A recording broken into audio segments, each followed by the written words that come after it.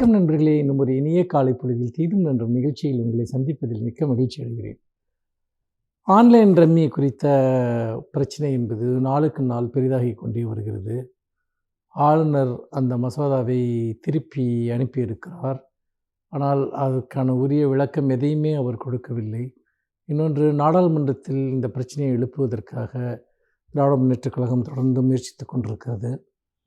Online ரம்மியினுடைய பாதிப்புகள் என்பது நாம் நினைத்ததை விடவும் மிக மிக மோசமாகி கொண்டிருப்பதைத்தான் நாம் பார்க்கிறோம். ஆரம்பத்தில் ஆன்லைன் ரம்மிக்கு எதிரான அவசர சட்டம் பிறப்பித்த தமிழ்நாடு அரசு அதற்கு பிறகு அதை ஒரு சட்ட மசோதாவாக நிறைவேற்றிய போது அதற்கு ஆளுநர் அனுமதி அளிக்க தொடர்ந்து மறுத்து வருவதை நாம் பார்க்கிறோம். இதுவரைக்கும் 44 பேர் ஆன்லைன் ரம்மியால் தமிழகத்தில் தற்கொலை செய்து கொண்டு இறந்திருக்கிறார்கள். இது உண்மையில் ஒரு இறந்தவர்களுடைய எண்ணிக்கை மட்டுமல்ல, இன்னும் பல்லாயிரம் குடும்பங்கள் பொருளாதார ரீதியாக மிகப்பெரிய இழப்புகளை சந்தித்து வருகின்றன என்பதைத்தான் வரக்கூடிய செய்திகள் சுட்டிக்காட்டுகின்றன. ஏனென்றால் இந்த ஆன்லைன் ரம்மிக்கு வெகு சுலபமாக இளைஞர்கள் அடிக்ட் ஆகி விடுகிறார்கள் என்பதை நாம் தொடர்ந்து பார்க்கிறோம். எல்லோருடைய கையிலும் இன்றைக்கு ஸ்மார்ட் ஃபோன் இருக்கிறது. ஏதாவது ஒரு ஆன்லைன் விளையாட்டை, இதுபோல் ஆன்லைன் ரம்மி போன்றவற்றை அவர்கள் முதலில் ஒரு சின்ன ஒரு ஆர்வத்தோடு, அதாவது அது எப்படி இருக்கிறது என்று பார்ப்பதற்காக உள்ளே போய் விளையாடுவது போன்று தான் ஆரம்பிக்கிறார்கள், அல்லது தங்களுடைய நண்பர்கள் விளையாடுவதை பார்த்து அதுபோல் தாங்களும் விளையாடி பார்க்கிறார்கள். ஆனால் ஆன்லைன் ரம்மியினுடைய அல்காரிதம் எப்படி கட்டமைக்கப்பட்டிருக்கிறது என்று சொன்னால், ஆரம்பத்தில் அவர்களுக்கு சில வெற்றிகளை தருவது போன்ற தோற்றத்தை அது ஏற்படுத்தும். அப்படி அந்த தோற்றத்தை ஏற்படுத்திய பிறகு அதில் எல்லோருக்கும் ஒரு விதமான ஈடுபாடு வர ஆரம்பிக்கும். இந்த ஈடுபாடு வர ஆரம்பித்த பிறகு பெருமளவிற்கு அவர்கள் பணத்தை இழக்க ஆரம்பிக்கிறார்கள். சிறு சிறு வெற்றிகளை கொடுத்து பெரிய தோல்விகளை அவர்களுக்கு ஏற்படுத்துவது, இதுதான் அதனுடைய அடிப்படை. அதாவது இந்த சிறிய வெற்றிகளுக்கு மயங்குகிறவர்கள் நாம் எப்படியாவது ஒரு பெரிய பணத்தை இதில் பெற்றுவிடலாம் என்கிற ஒரு ஆசைக்கு ஆட்படுத்தப்படுகிறார்கள். அதற்கேற்பத்தான் அதனுடைய அந்த ஆப் வடிவமைக்கப்பட்டிருக்கிறது என்று கூட சொல்லலாம். ஆனால் இதை புரிந்து கொள்ளாமல் நிறைய இளைஞர்கள் விளக்கில் போய் விழுகிற விட்டில் பூச்சிகளைப் போல இதில் விழுந்து கொண்டே இருக்கிறார்கள். இந்த விதத்தில் இன்றைக்கு ஆன்லைன் ரம்மியை தடை செய்வது என்பது லட்சக்கணக்கான இளைஞர்களுடைய உயிரையும் அவர்களுடைய பொருளாதார நலனையும் பாதுகாக்கிற ஒரு விஷயம் என்பதில் எந்த விதமான சந்தேகமும் இல்லை. ஆனால் ஏன் இதற்கு ஆளுநர் ஒப்புதல் அளிக்க மறுக்கிறார் என்பதுதான் இன்று நம் முன்னால் இருக்கக்கூடிய கேள்வி. என்றால் இன்றைக்கு ஆன்லைன் ரம்மி லாபி என்பது பிரம்மாண்டமான ஒன்று. அந்த ஆன்லைன் ரம்மியின் மூலமாக பல்லாயிரம் கோடி ரூபாய் பணம் புரள்வதாக சொல்கிறார்கள். இதை நடத்துகிறவர்கள் பல்லாயிரம் கோடி ரூபாய் ஒரு வர்த்தகமாக அதை மாற்றியிருக்கிறார்கள். அப்படிப்பட்ட நிலையில் இன்றைக்கு இளைஞர்களுடைய உயிரை வைத்து விளையாடக்கூடிய இந்த ஆன்லைன் ரம்மியை தடை செய்ய வேண்டிய கோரிக்கை ஒருபுறம் என்று சொன்னால், தமிழ்நாடு அரசு அதற்காக இடையறாது போராடுகிறது என்றால், நிச்சயமாக நாம் இந்த ஆன்லைன் ரம்மியிலிருந்து நம்மை நாமே தடுத்தாட்கொள்வது மிக மிக முக்கியம். குடும்பத்தில் இருப்பவர்களுக்கு இதில் ஒரு பொறுப்பு இருக்கிறது. மற்றபடி இதை விளையாடுகிற இளைஞர்களுக்கு ஒரு மிகப்பெரிய விழிப்புணர்ச்சி தேவை. நாம் ஏதோ கொஞ்ச நேரம் விளையாடி விட்டு இதிலிருந்து வெளியே வந்து விடலாம் என்று நினைப்பது என்பது பல சமயங்களில் நம்மை நாமே ஏமாற்றிக் கொள்கிற ஒரு விஷயமாக இருக்கிறது. அது ஒரு மாய வலை என்பதை நீங்கள் மறந்து விடாதீர்கள். எச்சரிக்கையுடன் இருங்கள். மீண்டும் இன்னும் ஒரு புதிய சிந்தனையோடு உங்களை சந்திக்கிறேன். நன்றி, வணக்கம்.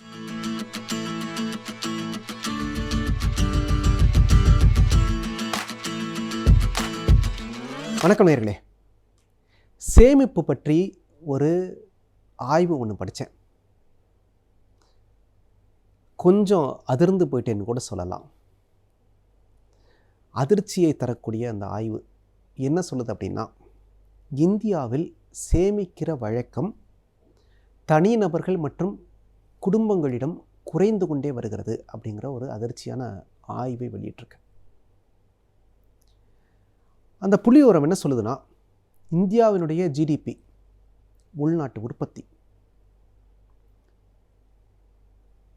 அதில் 2007-08 37.8 விழுக்காடாக இருந்தது சேமிப்பு. 2018-19 11 ஆண்டுகள் கழித்து இப்போ பார்க்குறப்ப 37.8 இருந்தது, 30.5 ஆகியிருக்கு. 7% தானே சார் குறைஞ்சிருக்கு அப்படின்னு நீங்கள் சொல்லலாம். 7%உடைய மதிப்பு எவ்வளோ தெரியுமா? ஜிடிபியை 200 லட்சம் கோடின்னு வச்சுக்கிட்டிங்கன்னா 7%உடைய மதிப்பு 14 லட்சம் கோடி.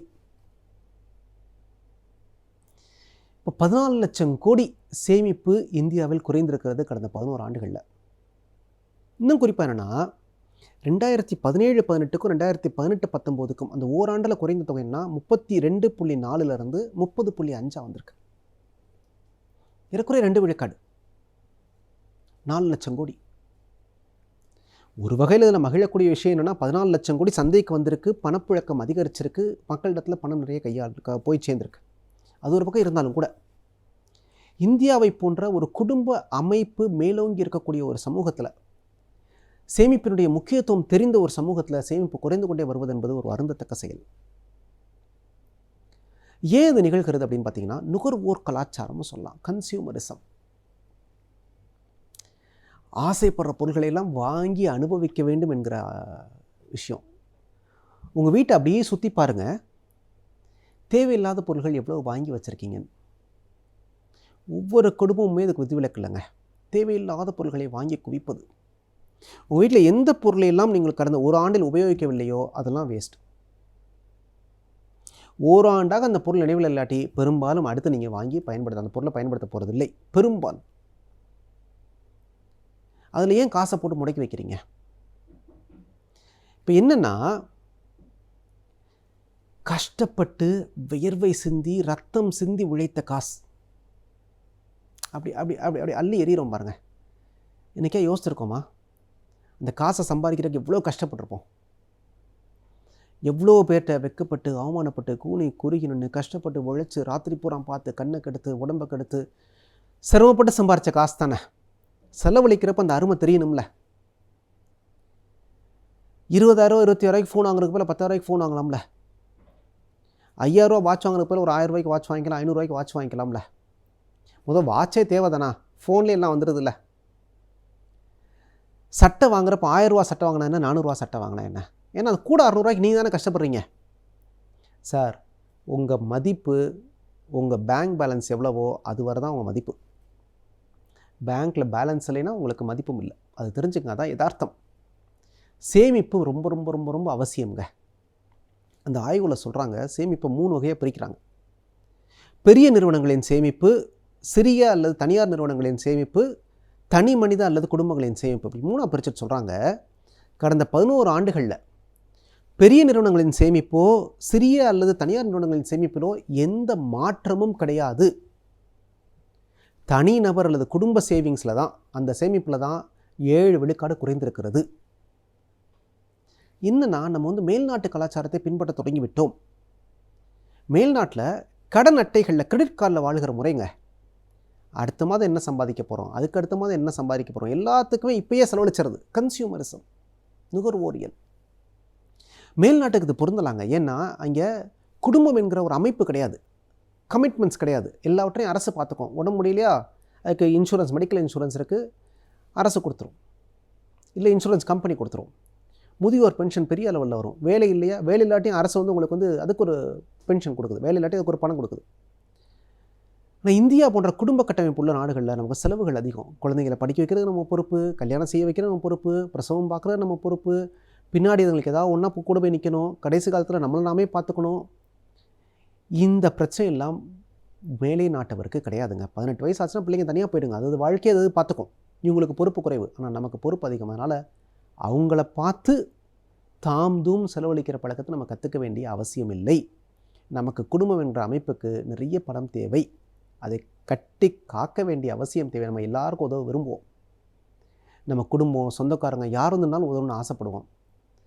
தீபாவளி, பொங்கலுக்கு, கல்யாண பிறகு 10 வருஷம் 20 வருஷம் கழிச்சானாலும் மகனுக்கோ மகளுக்கோ பணம் கொடுத்து துணிகள் எடுத்து கொடுத்து பண்ணுறது நமக்கு பழக்கம்.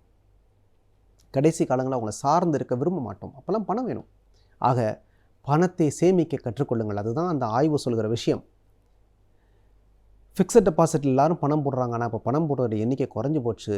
மக்கள் இனிமேல் கொஞ்சம் சுதாரித்து கொண்டு பணத்தை சேமிக்க வேண்டும் என்பதுதான் அந்த ஆய்வு சொல்கிற அடிப்படை விஷயங்க. சேமிக்க தொடங்கினா சேமிப்பு பணமாக பார்க்குறப்ப உங்களுக்கு ஒரு பெரிய தன்னம்பிக்கையை கொடுக்குங்க.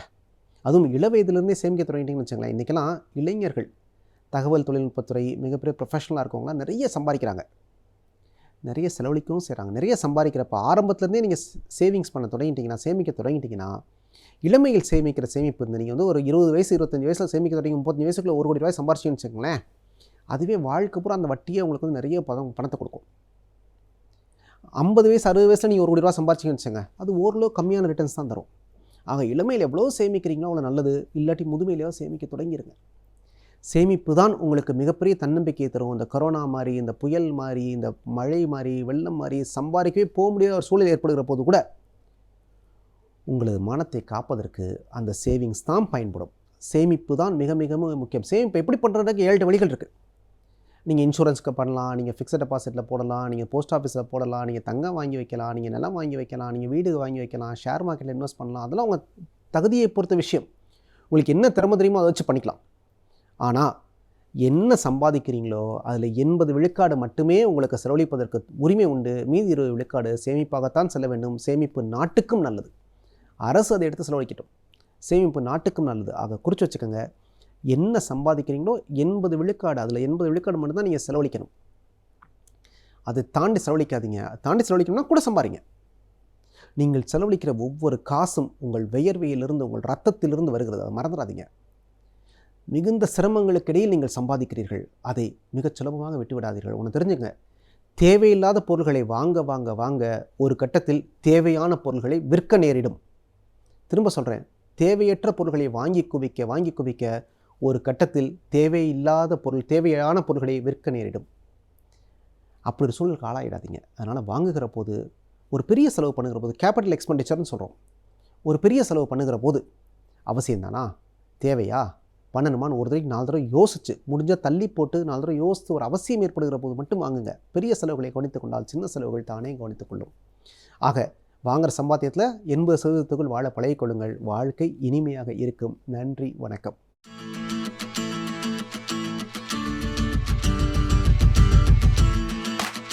அனைவருக்கும் என் அன்பு வணக்கம்.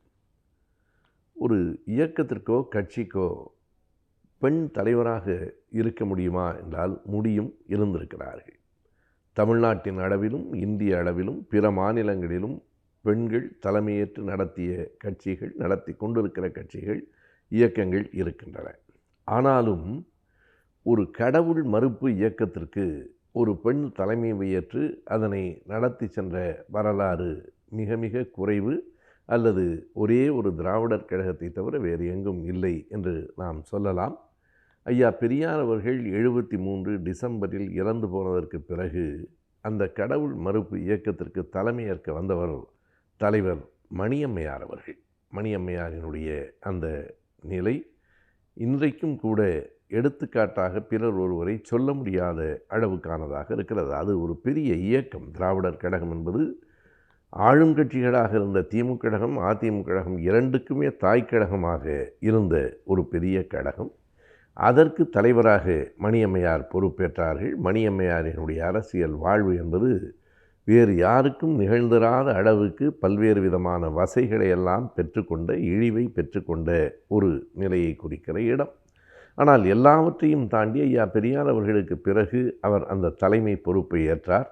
ஒரு பெண்ணால் இயக்கத்தை நடத்தி செல்ல முடியுமா, அதுவும் ஒரு கடவுள் மறுப்பு இயக்கத்தை நடத்தி செல்ல முடியுமா என்கிற ஐயம் எல்லோருக்கும் இருந்த நிலையில் மிகச் சரியாக பெரியாரினுடைய தேர்வு சரியானது என்பதை மெய்ப்பிக்கிற வகையில் அவருடைய செயல்பாடுகள் இருந்தன. குறிப்பாக சொல்ல வேண்டுமானால், ஐயாவின் மறைவுக்கு பிறகுதான் தமிழ்நாட்டில் முதலாக ராவணலீலா என்கிற ஒரு பெரிய நிகழ்வையே மணியம்மையார் நடத்தினார். வடநாட்டிலே ராமலீலா நடத்துவதற்கு அனுமதி உண்டென்றால் ஏன் ராவணலீலா நடத்தக்கூடாது என்று கேட்டார், நடத்தினார். கைது செய்யப்படுகிற நிலை வந்தது. அவரை விட்டுவிட்டு கட்சியில் இருக்கிற ஆசிரியர் வீரமணி உட்பட எல்லோரையும் கைது செய்தார்கள். இது ஒன்று. இரண்டாவது, அவர் தலைவராக பொறுப்பேற்றிருந்த காலத்திலே தான் இந்தியா முழுவதும் நெருக்கடி நிலை, அதுவும் தமிழ்நாட்டிலேயும் 76க்கு பிறகு நெருக்கடி நிலை வந்தது. அந்த நெருக்கடி நிலையையும் எதிர்கொண்டு கட்சியை தொய்வில்லாமல் நடத்தி சென்ற பெருமையும் மணியம்மையார் அவர்களுக்கு உண்டு. அந்த நெருக்கடி நிலை காலம் எப்படி இருந்தது என்பதை இன்றைய தலைமுறையினர் அறிந்திருக்க வாய்ப்பு இல்லை. அது மிக கொடுமையான காலம் என்று தான் சொல்ல வேண்டும். குறிப்பாக ஊடகங்களுக்கான சுதந்திரம் முற்றிலுமாக மறுக்கப்பட்டிருந்த நேரம். நாம் எடுத்துக்காட்டுக்கு ஒன்றை பார்க்கலாம். விடுதலை ஏட்டில் தந்தை பெரியார் என்று வருகிறது. அப்படி தந்தை பெரியார் என்று எழுதக்கூடாது, ஈவே ராமசாமி என்று எழுத வேண்டும் என்று அவர்கள் சொல்லுகிறார்கள். யார் அவர்கள் என்றால் யார்? ஆளுநருக்கு ஆலோசகர்கள் என்று இருவர் நியமிக்கப்படுகிறார்கள். அவர்களால் அந்த ஊடகங்களை சோதனையிடுவதற்கு, தணிக்கை செய்வதற்கு அதிகாரிகள் நியமிக்கப்படுகிறார்கள். அந்த அதிகாரிகள் எல்லோரும் அவார்டாக இருக்கிறார்கள். அவர்கள் என்ன சொல்கிறார்கள் என்றால், சங்கராச்சாரி என்று எழுதக்கூடாது, சங்கராச்சாரியார் என்று தான் எழுத வேண்டும். பெரியார் தொடங்கிய ஏட்டில் பெரியார் என்று எழுதக்கூடாது என்றெல்லாம் அவர்கள் அந்த விதிகளை கூறுகிறார்கள். இது குறித்து இன்றைக்கும் திராவிடர் கழகத்தினுடைய துணை தலைவராக இருக்கிற கவிஞர் கலி பூங்குன்றன் அவர்கள் பல மேடைகளிலே சொல்லியிருக்கிறார். இதனை அம்மாவிடம், அவர்தான் அப்போது தலைவர், அவரிடத்திலே சொல்ல வேண்டும். வருகிற போது மணியம்மையார் உடல்நலம் இல்லாமல் படுத்திருக்கிறார். அவரிடத்திலே இந்த செய்தியை சொல்ல வேண்டும். பார்த்து என்ன என்று கேட்கிறார். ஒன்றுமில்லை, ஐயா பெயரை போடும்போது தந்தை பெரியார் என்று போடக்கூடாது என்று தணிக்கையிலே சொல்கிறார்கள் என்று சொன்னவுடனே மேலே இருந்த போர்வையை சட்டென்று எறிந்துவிட்டு எழுந்து நின்று, யார் அவர்கள்? அவர் தொடங்கிய பத்திரிகையில் அவர் பெயரை இப்படி போட வேண்டும், அப்படி போடக்கூடாது என்று சொல்லுவதற்கு அவர்கள் யார் என்று சொல்லிவிட்டு, போய் சொல்லுங்கள், நாங்கள் அப்படித்தான் போடுவோம், என்ன செய்ய முடியுமோ செய்யுங்கள் என்று சொல்லுங்கள் என்றார். நீங்கள் சொல்கிறீங்களா இல்லை நான் போய் சொல்லவா என்று அம்மா கேட்டதற்கு பிறகு கலி பூங்குன்றன் அவர்கள், நானே போய் சொல்லுகிறேன் என்று சொன்னார். என்ன வேண்டுமானாலும் செய்து கொள்ளட்டும், அவர் தொடங்கிய ஏடு, அவருடைய ஏடு, நாங்கள் அப்படித்தான் போடுவோம் என்று சொல்லுங்கள் என்று சொல்லுகிற துணிச்சல் ஒரு நெருக்கடி நிலை காலத்தில், இம்மென்றால் சிறைவாசம் என்றிருந்த அந்த காலகட்டத்தில் எதுவும் நடக்கட்டும், அப்படித்தான் செய்வோம் என்று சொன்ன அந்த நிமிடத்தை எண்ணி பார்க்கிற போது அவர் ஒரு பெண் பெரியாராக இருந்திருக்கிறார் என்றுதான் தோன்றுகிறது. அவருடைய நினைவு நாள் மார்ச் 16, 73 டிசம்பரிலிருந்து 78 மார்ச் வரையிலே தான் அவர் அந்த தலைமை பொறுப்பிலே இருந்தார். இருந்த அந்த 4 ஆண்டுகளுக்கும் குறைவான அந்த காலகட்டத்தில் மிக உறுதியாகவும் தெளிவாகவும் அவர் அந்த இயக்கத்தை நடத்தி சென்றார். அவர் தொடக்கி வைத்த அந்த பணி அதற்கு பிறகு இன்றைக்கும் ஆசிரியர் அவர்களால் தொடர்ந்து கொண்டு செலுத்தப்படுகிறது. எப்போதும் ஒரு தலைவரின் பெருமை எங்கே இருக்கிறது என்றால், அவருக்கு பின்னால் வருகிறவர்கள் அந்த இயக்கத்தை காப்பாற்றுவதில் தான் இருக்கிறது. நாம் இப்படி பார்க்கலாம். பெரியார் அவர்களின் பெருமை அண்ணாவிடம், அண்ணாவின் பெருமை கலைஞரிடம், கலைஞரின் பெருமை இன்றைய தலைவர் தளபதியிடம் இருக்கிறது என்றால், திராவிடர் கழகத்தை பொறுத்தளவு பெரியாரின் பெருமை மணியம்மையாரிடம், மணியம்மையாரின் பெருமை இன்றைய தலைவர் ஆசிரியர் வீரமணி அவர்களிடம்தான் இருக்கிறது என்று சொல்ல வேண்டும். அந்த உறுதிப்பாடு ஒரு பெண்ணுக்கு இருந்ததும், கடவுள் மறுப்பு இயக்கத்தை கொஞ்சமும் தளர்வில்லாமல் நடத்தி சென்றதும், அங்கே ராமலீலா என்றால் இங்கே ராவணலீலா என்று பதில் அடி கொடுத்ததும், எல்லாவற்றையும் தாண்டி நெருக்கடி நிலையையும் எதிர்கொண்டதும் என்று இத்தனை வரலாற்று சிறப்புகள் அன்னை மணியம்மையாருக்கு உண்டு. அதனால்தான் அவரை நாம் தலைவர் மணியம்மையார் என்று சொல்லுகிறோம். திண்டிவனத்திலே பொதுக்கூட்டம் நடைபெறுகிறது. அந்த பொதுக்கூட்டம் முடிந்து அங்கே இருந்து அம்மையாரும் ஆசிரியரும் சென்னைக்கு வருகிறார்கள். பெரியார் திடலில் நுழைகிற போது நூற்றுக்கணக்கான காவலர்கள் அந்த ஊர்தியை சூழ்ந்து கொள்ளுகிறார்கள். எதற்கென்று தெரியவில்லை. அப்போது தான் சொல்லுகிறார்கள், நெருக்கடி நிலை அறிவிக்கப்பட்டு விட்டது, தமிழ்நாட்டிலும் இருக்கிறது, ஆட்சி கலைக்கப்பட்டு விட்டது என்று சொல்லுகிற அந்த நேரத்திலும் அனைத்தையும் எதிர்கொண்டு அன்றைக்கு கட்சியை நடத்திய மணியம்மையார் அவர்களின் நினைவு நாள் மார்ச் 16.